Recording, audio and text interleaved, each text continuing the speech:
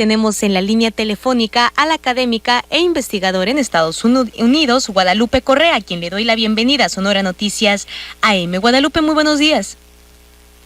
Muy buenos días, Elena. Pues mucho gusto de estar aquí con ustedes. Gracias por estar nuevamente con nosotros y bueno, platicar sobre un tema que en México se ha estado discutiendo mucho en los últimos días, incluso en las últimas semanas, después que durante el fin de semana pasado el presidente de México, Andrés Manuel López Obrador, visitó algunos países de Centroamérica, entre ellos también Cuba, y justamente porque ya estamos a pocos días de que se lleve a cabo la Cumbre de las Américas, esta reunión que se da entre los países de América Latina también, y que es, pues llegamos para llegar a acuerdos, pero en este caso Estados Unidos, que es el país organizador, excluyó a estos países que visitó el presidente de México. Sí, exactamente. Bueno, en una actitud de cierta soberbia, de cierta arrogancia, como siempre ha caracterizado al país fuerte del hemisferio, como ha sido pues desde décadas, ¿no? Sobre todo después de la Segunda Guerra Mundial y durante la Guerra Fría, pues sabemos lo que ha sucedido, y Estados Unidos obviamente salió muy fortalecido de este conflicto mundial armado y del orden que se crea a partir del mismo. Entonces Estados Unidos está acostumbrado a decidir quién es demócrata y qué país es una democracia, qué país no lo es, a qué país se tiene que intervenir, qué democracias, cuáles no, quién debe estar invitado a una fiesta y quién no, quién debe comer y se va y quién debe quedarse, ¿no? Eso así ha sido, pues no solamente de hoy, sino ha sido de siempre.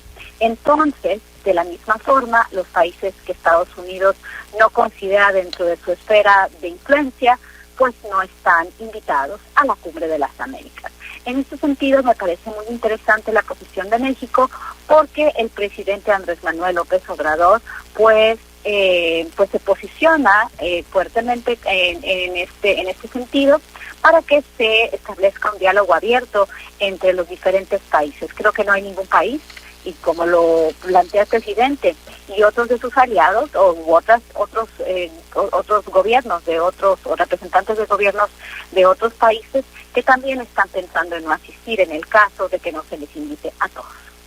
Así es, y me parece muy interesante platicar a profundidad este tema, Guadalupe, porque son varios los factores que intervienen. Por un lado tenemos el conflicto que, aunque está ocurriendo al otro lado del mundo, que es entre Rusia e Ucrania, pues también vemos cómo nos afecta de forma directa, y tan es así que parte de las justificaciones que tiene Estados Unidos para no invitar a estos países es que están apoyando a Rusia, que es lo contrario a las decisiones que ellos han tomado como país, que en realidad, nadie tendríamos por qué estar interviniendo en la vida política de otros países. Sin embargo, sabemos que Estados Unidos acostumbra y siempre ha acostumbrado a hacerlo de esta manera, y vemos una posición muy distinta de México como país, que sabemos que de alguna manera Estados Unidos siempre se ha sentido como, el dueño de América, decidir sobre otros países por tener a lo mejor en este caso más importancia o a lo mejor más impacto en lo que es la economía mundial.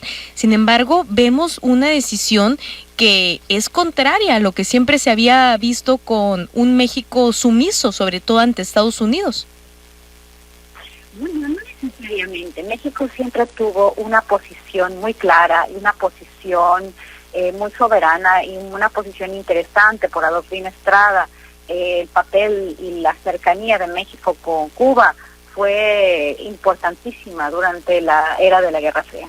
Entonces, realmente no es eso. Fueron las administraciones que empiezan con Vicente Fox, el Come si te vas, Jorge Castañeda de la Rosa, el papá del ex canciller Jorge Castañeda, fue completamente distinto, y su papel había sido completamente distinto. México como un país neutral, porque así tiene que ser, por la frontera que tiene, por los acuerdos, por la cuestión fundacional del país.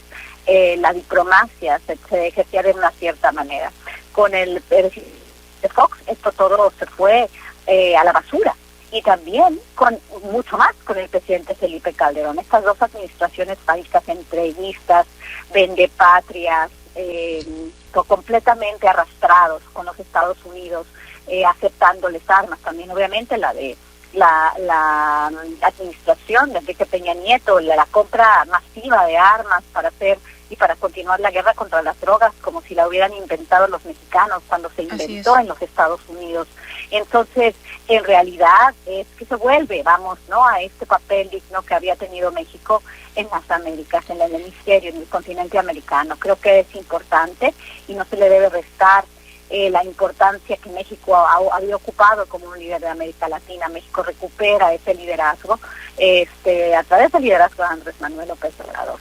Pero también vamos a ver cómo opera porque Estados Unidos todavía es muy fuerte. Estados Unidos, pues, armas nucleares, y no sabemos cómo va a jugar en este sentido pues su papel, cómo van a jugar los grandes empresarios, muchos de ellos que tienen sus capitales principales en los Estados Unidos, como BlackRock, por ejemplo, el fondo de inversión tan importante que mueve los hilos de las economías mundiales. Entonces, vamos a ver qué tan soberano México resulta ser. Me parece una actitud fundamental la del presidente Andrés Manuel López Obrador de mantener una soberanía, pero vamos a ver qué tanto es esa soberanía. Si es con el gobierno de los Estados Unidos, o es realmente con los empresarios, ¿no? Con Carlos Slim, con Larry Fink y con estos magnates y estas personas que manejan los fondos de inversión, que realmente la gente que maneja el mundo. Entonces creo que el presidente Andrés Manuel López Obrador está pasando unas pruebas y esperemos que las pase todas.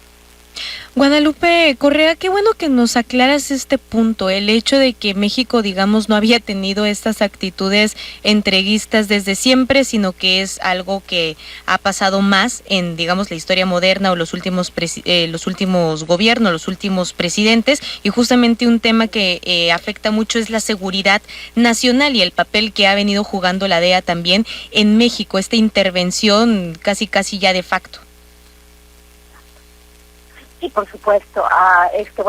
Yo solamente hablé de las administraciones desde Fox hasta Enrique Peña Nieto, pero recordemos que a partir de Miguel de la Madrid y el fin, ¿no?, de la situación de importaciones, el principio de la era neoliberal, que esto va junto con este cambio de la estrategia de seguridad hemisférica de los Estados Unidos, donde las drogas empiezan a pasar por México en lugar de pasar por el Caribe, vía Miami, y esto pues coincide, ¿verdad?, con esto de la era neoliberal. El papel de la DEA se vuelve tan importante en la década de los 90, después de que había sido muy importante y que se había causado tanto destrozo en Colombia, ¿no? Porque en Colombia la historia se cuenta, no se puede contar sin la intervención de los Estados Unidos a través de la DEA, de una forma facciosa, y la historia se ha contado pues por quienes han sido los triunfadores, ¿no? El papel de la DEA en México, el papel de la DEA en Colombia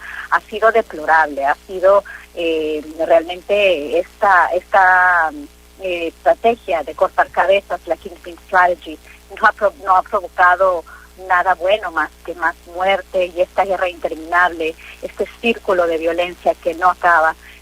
¿Por qué? Porque se arresta un capo, se tiene información de se generan muchos problemas al interior de los países y se generan facciones, divisiones dentro de los llamados carteles de la droga o organizaciones dedicadas a diferentes actividades de delincuencia organizada, vinculados a algunos y otros no a la droga. Entonces este papel de la DEA, esta intervención, pues no ha servido ni a los Estados Unidos, ha sido una agencia completamente fallida, billones de dólares gastados en la agencia, en equipo, en permanencia en otros países, y bueno, las drogas han llegado a Estados Unidos más que nunca. Ahorita en los Estados Unidos las sobredosis, las muertes por sobredosis, el deterioro de la sociedad estadounidense, pues nos hace dudar mucho de ese papel, y además de todo, el papel de la DEA en América Latina pues ha tenido consecuencias muy desastrosas, catastróficas, principalmente en México y en Colombia. Entonces yo creo que hay que redefinir, como bien lo está haciendo la administración actual, como lo está haciendo la administración del gobierno de la Cuarta Transformación bastante bien, pues desenmarcarse de esta relación tan dañina, ¿no?, como la tuvo en su tiempo que Felipe Calderón a través de de Genaro García Luna. Nos podemos imaginar la relación tan importante que había con la DEA. Este señor estaba vinculado con el cartel de Sinaloa y luego fue arrestado en los Estados Unidos. No, hay muchas cosas que tenemos que seguir conversando y creo que mientras más lejos estemos de la DEA y de la estrategia de seguridad de Estados Unidos como ellos la han planteado con tantas muertes, con centenas de miles de muertes en México, pues será mejor. Mientras más lejos de Estados Unidos en estas cuestiones estemos, yo creo que esto es mucho más importante. Totalmente. Guadalupe Correa, como siempre, te agradezco muchísimo que nos hayas aclarado estos temas.